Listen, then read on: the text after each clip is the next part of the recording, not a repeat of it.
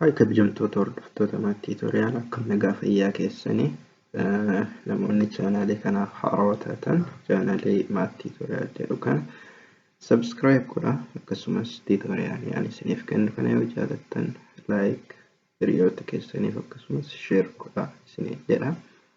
Subscribe yoo gootan wanti isinirraa hir'atu hin jiru garuu anaaf ammoo akka ka'umsa godhadheetii barumsa adda addaa odeeffannoo adda addaa akka afaan keenyaan dabarsuuf na taasisa waan ta'eef subscribe godhaa. Subscribe gochuun ana na fayyada, isin ammoo isiniin hin miidhu garuu yoo fayyadame isin fayyaduu danda'a waan ta'eef subscribe godhaa. Yeroo darbe scholarship ANSO scholarship akkamitti akka guuttan isiniif dhiyeessee ture gaafii namoota tokko tokkooti akkamitti guunnaa nuuf galuu jedhanii jenna akkamitti akka guuttan isinii dhiyeessuuf dhufeerra. ANSO scholarship mataa ofii danda'edha. Garuu ANSO scholarship jedhamu malee yuunivarsiitii lama keessatti kennama. Isaanis USTC fi UCAS jedhama. USTC University of Science and Technology of China dha. Akkamitti fakkii har'a kan ilaallu akkamitti USTC tti apply akka gootan ilaalla jechuudha. Linkiin ittiin apply ittiin gootan isa kana isa ammoo dhuma irratti description box irra isiniif kaa'aa dhaqanii ilaaluu dandeessu jechuudha. Jalqaba irratti yoo akkaawuntii hin qabaatin create an account kan jedhu kana tuqna. Yoo qabaattan ammoo email, password fi check code kan jedhu lakkoofsa kana asitti galchinaa jechuudha. So jalqaba akkaawuntii create gochuudhaaf create an account jennaani. Achi booda jalqaba irratti last or family name maqaa akaakayyuu keessanii galchitanii jechuudha. Fakkeenyaaf kiyya Tophee first or given name jedha. Akka paaspoortii biyya keenyaatti given name maqaa keetii fi abbaa keetiiti. Maqaan kiyya fakkeenyaaf Muhammad Hirphoo. The name should be exactly as it is on your passport. Kanaaf akka paaspoortii irra jirutti given name akka paaspoortii irra jirutti paaspoortii irra akkaataatti barreeffattu sanitti galchuu qabdanii jechuudha. Email emailii keessan galchitanii fakkeenyaaf kiyya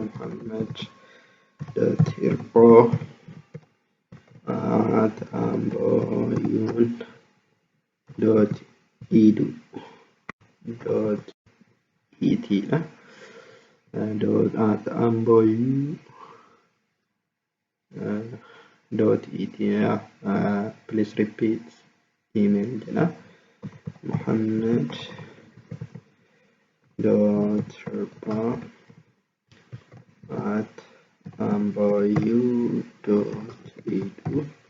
Muhammad.hirphoo@amboyun.edu.et email sorry Muhammad Hirphoo. Okay, gender male dha.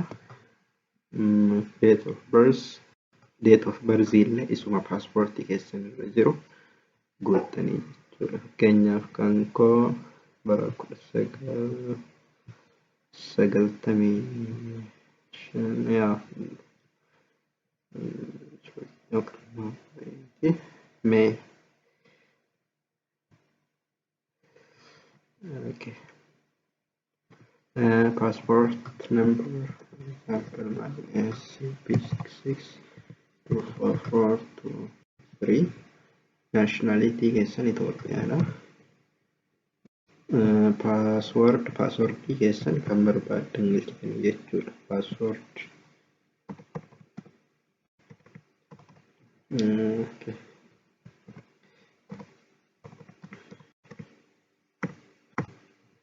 Achi booda check code kan jedhu isii kana galchinaa jechuudha. Fakkeenyaaf asirratti 33.2 achi booda create jennaanii jechuudha.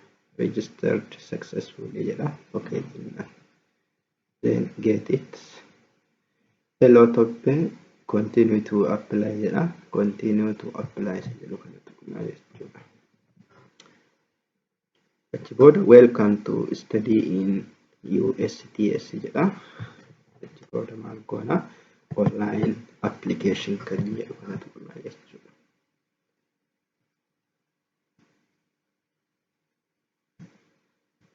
Degree, undergraduate, master's program in social, doctoral program, non-degree kana kan achi keessa ilaaltanii jettu garuu nu ana fakkeenya doctoral program if you want apply godhate doctoral program sen jedhuun jechuudha. Okay, source of funding, notes, tuition fee kun ammoo information funding, self funding yoo ka ofii keessanii kaffaltanii barattan ta'e tuition fee isaa hangana, insurance fee hangana, accommodation hangana jedha. UST fellowship level A from ANSO applicants for ANSO scholarship can only choose one university, otherwise admission will be disqualified jedha. Akkuma isinii hime yoo intini guuttan jechuudha. Scholarship kana yoo kan guuttan ta'e ANSO scholarship yoo guuttan university lamaan keessaa tokko qofa filachuu qabda. USTC fi UCAS jechuudha. Kanaafuu nu kan guutuu barbaannu ANSO scholarship kan jedhu kan waan ta'eef isa kam tiikkoona isa kana tiikkoona jechuudha. Then asirratti optionii lama nuuf fideera. I agree to be considered a potential candidate for the ANSO CASTWAS UNESCO PhD scholarship category, or I don't agree to be considered a potential candidate. Garaagarummaan isaa maalidha? Isa kana isa jalqabaa I agree to be considered isa jedhu. So yoo guuttan stipendiin isaa 7,000 yoo argattan jechuudha. Scholarship argattanii yoo kan darbitan ta'e 7,000. Isa kana yoo ta'e ammoo scholarshipin isaa 6,000 jechuudha. Garaagarummaan isaanii kana garuu anammoo isa jalqabaatii godheema. Then save and next kan jedhu kanatu kuna jechuudha. Antini isaa asii ilaaluu dandeetta. Tuition waiver, health insurance, monthly stipend 6,000 yoo potential candidate hin ta'u jettan 6,000 yoo potential candidate taatee darbitan immoo 7,000 jechuudha. Then save and next jenneetti fufnaa jechuudha. Yeah, information in Kijasin Hafena, Tope, Muhammad Erpo, Chinese name, half Chinese name in Barbach Santi, Karwalk about Chinese name to go. Married, marital status, I am married, one F, married any national religion, Muslim and Islam, date of birth, country or region of birth, Ethiopia. Place of birth, bakka dhaloota keessanitti barreessitan fakkeenyaaf kiyya qabsaadha.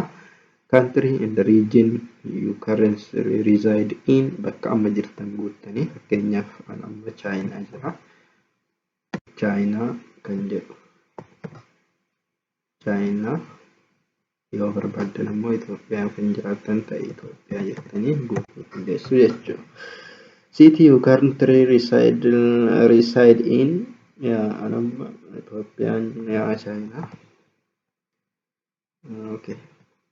I'm Tianjin, Magalan Tianjin. Okay. Passport expiration date. Guyyaa passport expired isa guuttanii fakkeenyaaf guyyaa wayii jechuudha fuulduratti. August 26 or something like that. Jechu guyyaa itti expire ta'u keessanii baalaastanii achi booda passport upload gootanii upload the passport pros jenne passportii keessan upload gootanii jechuudha. For example, my passport, let me go to my documents.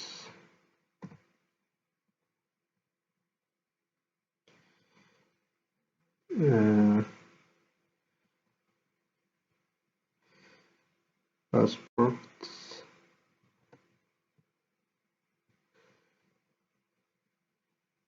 should be in GPG GPG upload it to go to for example pros passports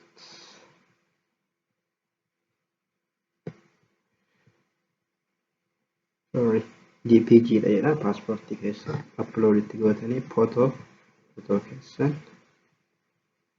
my photo. For example, let me take this one, submit,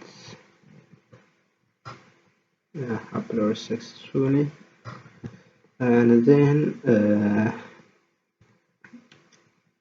are you an immigrant from other country or region? No, an immigrant. If emergency contact, power button go to run that Kenya, then I'm wait to example, let's say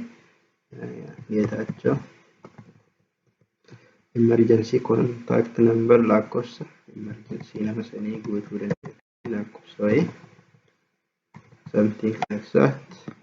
Current occupation yoo barataa taatan barataa employee manager teacher doctor engineer scholar journalist unemployed yoo taatan unemployed jechuu dandeessanii. Name of employed teacher Kenya Farsi University. Then save and next Nani. Okay, specific for study and research, have you got acceptance from supervisor? Ani supervisor in arganante no jedhani. Okay, sorry. Application category doctoral major, for example, mathematics, research field, applied mathematics. What research field are you interested in? Computational fluid dynamics, blah blah blah.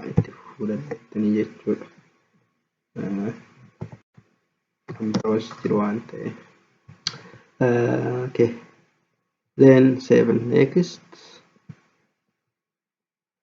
If you apply for undergraduate, you need to provide education background of your high school. If you apply for master, your undergraduate apply for ajratan educational background education yesu qabdudha. Your master apply for ajratan ammo bachelor study keessan your PhD apply for ajratan ammo bachelor fi master keessan yesu qabdudha. Okay, the country or region where this university locates, educational background keessa fakkeenyaaf MSc bakkeen itti baradhe akkasitti jechuudha. Fakkeenyaaf Itoophiyaa Hawassa University, the degree that you have achieved from school, MSc, master's degree, major mathematical modeling, duration year barasan start time and end time guyyaa jalqabdanii kana guutuu jechuudha. Fakkeenya January kiyya fakkeenya fudhataa isin ammoo guyyaa exact date guutuu qabdu. No sorry 2016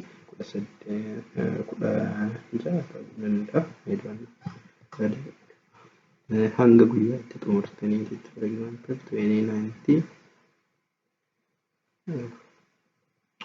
average score qabxii keessan 100 fiddan isuma for afur keessa fiddan gara 100tti jirtu jechuudha. Fakkeenyaaf 3.4 keessa fiddan 100 keessaa meeqa ta'a?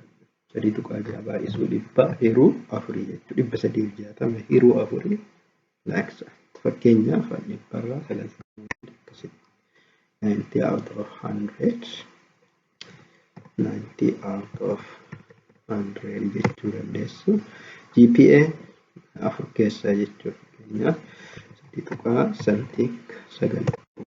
3.7 akkas jechuu dandeessu. Class mark total number example 5 out of 50 fakkeenyaaf barataa jiru keessaa fakkeenyaaf 1 out of 10 jechuu dandeessani.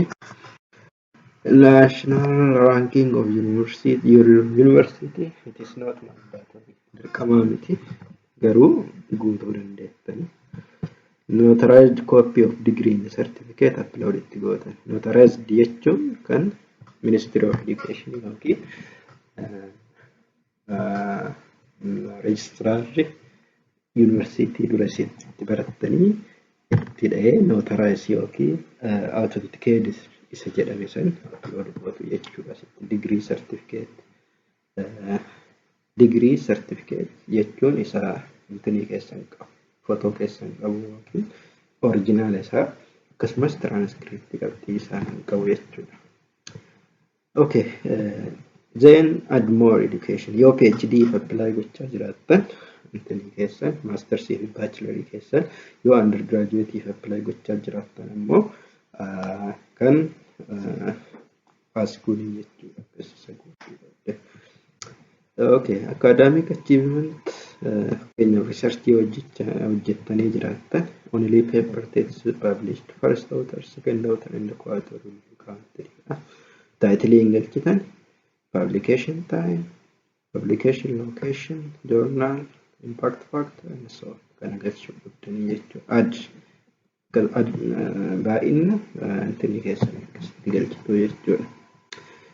Employment background iddoo hojjettan start time guyyaatti jalqabna hanga guyyaa hanga hojjettanii jechuudha. Name of organization, job, position and so on. Guutuu qabdu jechuudha. Yoo iddoo lama sadii hojjettan ammoo add more employment and so on jettanii jechuudha. Yeah, I need to fill warra diimaa ta'e kan dirqama guutuu qabna waan ta'eef waan marketti upload godhusti. Let us continue.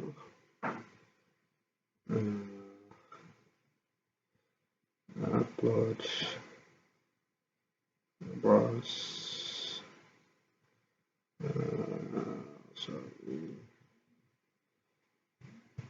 Submit. Okay. Abstract of the published paper, for example, and title, then upload.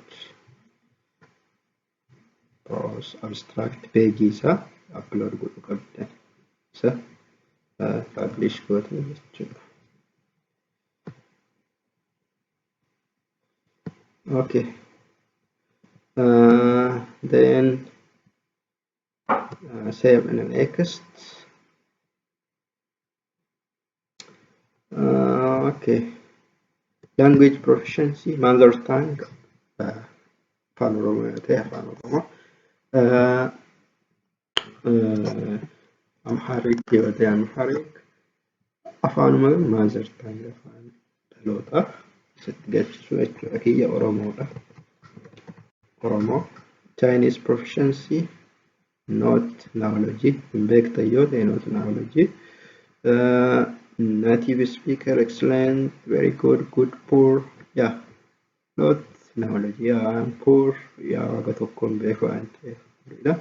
HSK levelii omaan qabu waan ta'eef HSK akkuma TOEFL kanneen waan ta'eef hin barbaachisu. HSK certificate qabnu waan ta'eef upload itti jechuudha. English proficiency asitti proficiency keessan galchitu. Yeah, I'm not excellent, but I'm very good. Garuu yeah, excellent jechuu dandeessu. TOEFL GRS kanneen hin qabanne dhiistanii jechuudha. Prefer to be taught in only the applicant who have HSK for certificate or whose mother tongue is Chinese can choose Chinese. So afaan ittiin barattan filadha jedha Ingilishidha. Namni Chinese hin barachuu barbaadu jira hin jiru. Yeah. So save in the next. Sorry. We need to upload English proficiency. Asitti university. But do Afaan university providing that the medium language of instruction for you is English. Yeroo baachilarii yookiin maastersii afaan Ingiliffaatiin barachuu keessan xalayaa ibsu upload godhuu qabdu jechuudha. Aniin qaba English proficiency kan lamaaniitu jechuudha. English proficiency like this one jechuudha. Fakkeenyaaf isa kana ilaaluu dandeessu. Okay. For example, Ambo University itti baradhee baachilarii kiyya proof of English as media of instruction kan jedhu xalayaa akkasii kun ammoo hawaasatti kan inni baradhe maastersii fi akkas xalayaa akkasii kan upload itti goosuu qabdu jechuudha. Upload and submit. Okay. Then save in the next.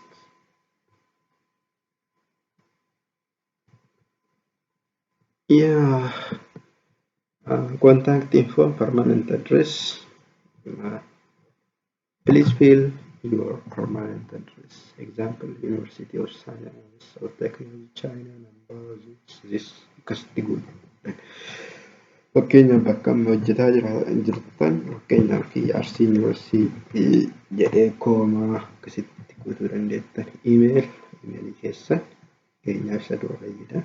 Telefoon fakkeenyaaf lakkoofsa fayyadamtan jechuudha. Lakkoofsa keessan galchuu qabdan. Save in the next. Family member information. First family member, second family member, third family member. Fakkeenyaaf family memberii keessa maqaa isaa haadha ta'uu danda'a, abbaa ta'uu danda'a, haadha warraa keessan ta'uu danda'a. Just family member. For example, let's say LA, yeah, we don't know. Ethiopia, China, China, biyya nationality Ethiopia. Relationship, for example, mother, wife, cover button, brother, sister, one ta'uu danda'a isin waan barbaadan guutuu dandeessu. Age, umrii isaa fakkeenyaaf 20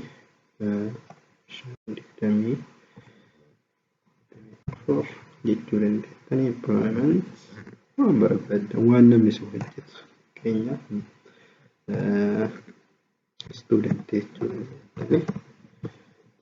Itti dabaluu dandeessa. Second family member, third family member itti dabaluu dandeessanii garuu tokko barsiisatti gahaadha jechuudha. Okay, then referee information. A complete application must include 2 letters of recommendation from scholars who have the title of associate professor or above, or are senior professional in the related field. Yeah. Senior professional jechuudha. Fiildii sanarratti fiildii fakkeenya maatimaatiksii yoo ta'e fiildii maatimaatiksii irratti nama specialize jechuudha. Okay, professor, associate professor osoo ta'e bareedaadha. Recommendation, letter of recommendation lama jechuudha. Maqaa nama refer goote isin godhu. Fakkeenyaaf nama wayii JJJ organization kan inni hojjetu relationship with the applicants CE fi reference gidduu relation jiru maal akka ta'e galchitu. For example, he was my advisor jechuu dandeettanii. Or he is my staff colleague jechuu dandeettanii jechuudha. Telephone number lakkoofsa bilbila isaa galchuu dandeettu. Email address emailii nama sanii galchuu dandeessu jechuudha. Fakkeenyaaf gmail.com yoo ta'e akkasitti galchuu qabdan jechuudha. Reeferii lammaffaa nama recommendation godhu lammaffaa eegalu organization bakka inni hojjetu relationship with applicant is my staff or my research colleague is my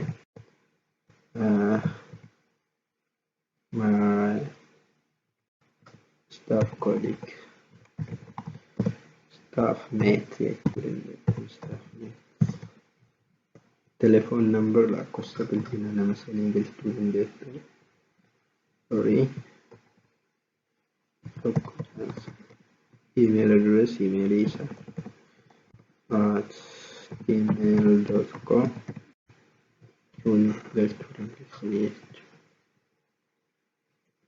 Upload reference letter namni sun isinii barreessa upload godhan. Sorry. Like this.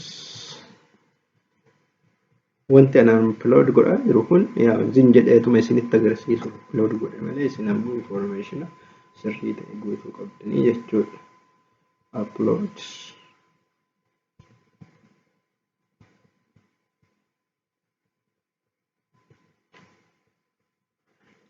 Then save and next. Asitti wanti galtu sectionity dabarsuu jedhe.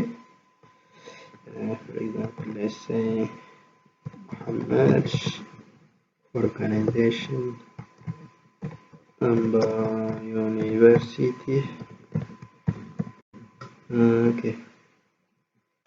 Let's say let us take some email. Okay. Name organization and university. Let's say.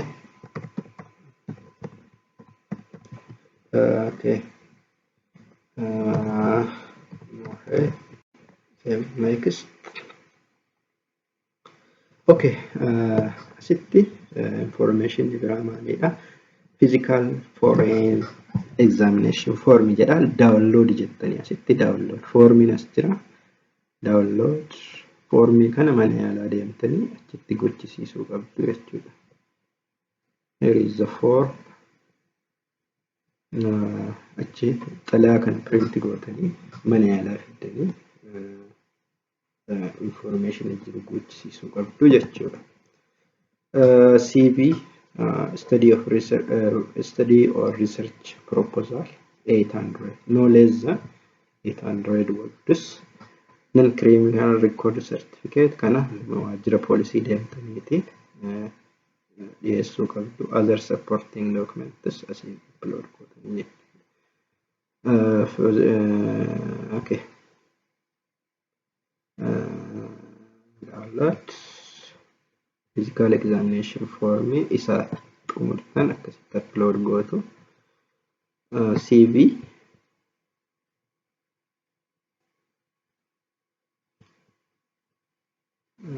my curriculum details this one. Upload study research proposal. Oh, sorry.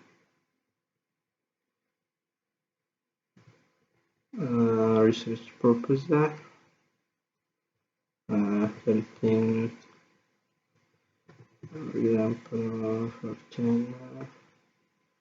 Research proposal.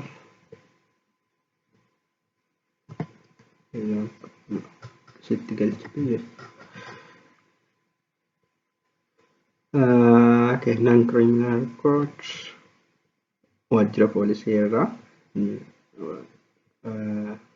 badii adda addaa irra plus ta'uu keessan ni dhiyeessitu.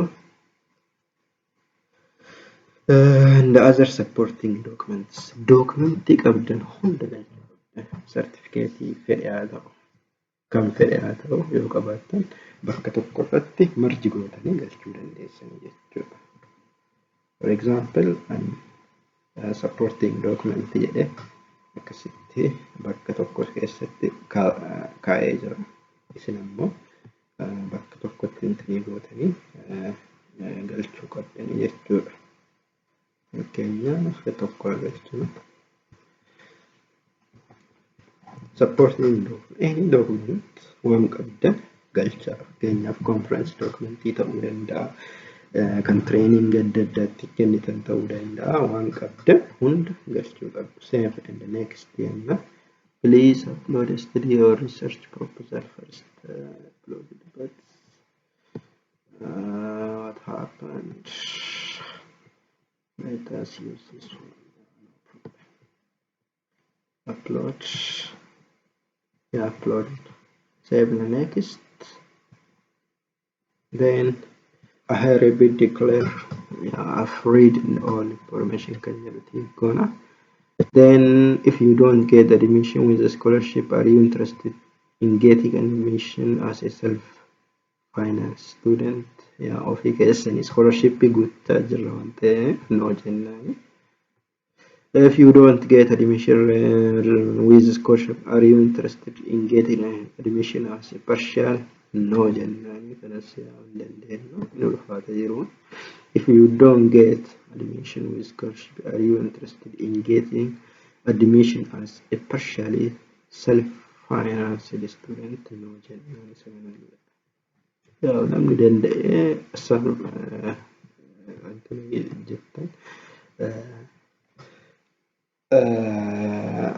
yes jechuun ni dandeettan. How do you get to know about admission in USTC jedha akkamitti akka argitan through the internet, through friend, through maalii ka jedhu dirqama miti garuu through friend jechuu dandeettan, internet irraa jechuu dandeettan.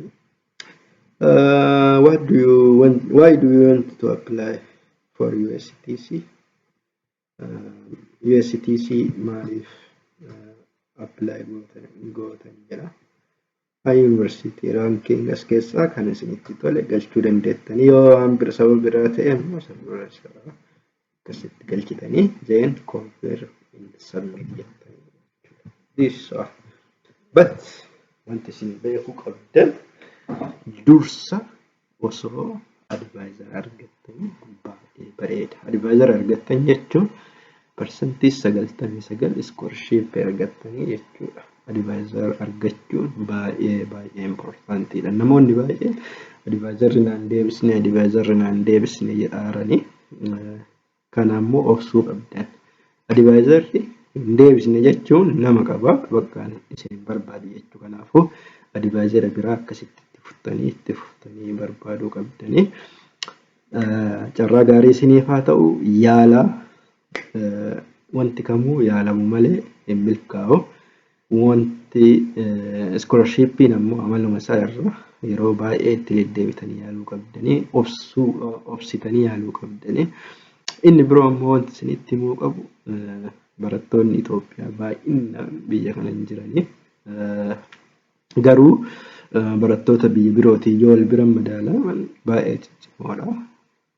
Dandeettii osoo qabnu osoo argachuu dandeenyu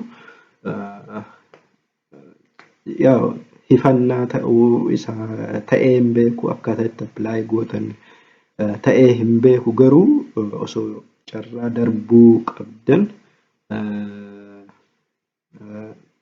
sababa yaaluu dhabuutiin carraa bareedaa kan of jala dabarsuu qabdanii. Akkasumas hiriyoota keessaniifis share godhaa.